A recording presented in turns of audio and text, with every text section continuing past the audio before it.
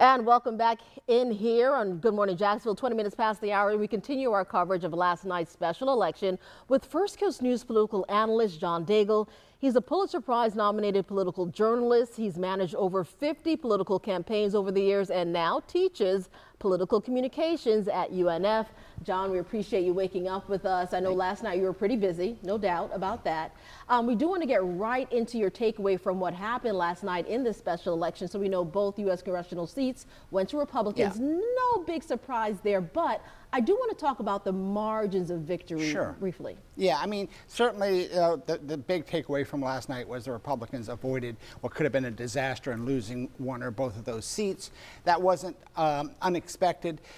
There will be some spin going on today. Certainly the Democrats will be touting the fact that they cut the margin down in CD6, down to 10 points from 30 points just from November.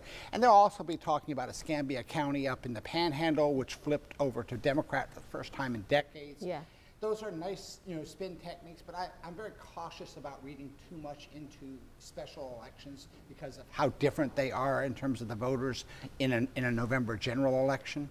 You mentioned Escambia County. I do want to get into that if we can briefly, because we're talking about 1960. That is the last time that area flipped from red to blue, which we saw happen last night. But I mean, how significant is that really in the grand scheme of things? It's really hard to read in terms of significance and what it might mean for the midterms coming up, because certainly that's really what is important in these races, is what they might mean for the midterms and how that might affect how effective Trump is throughout his whole 4 years.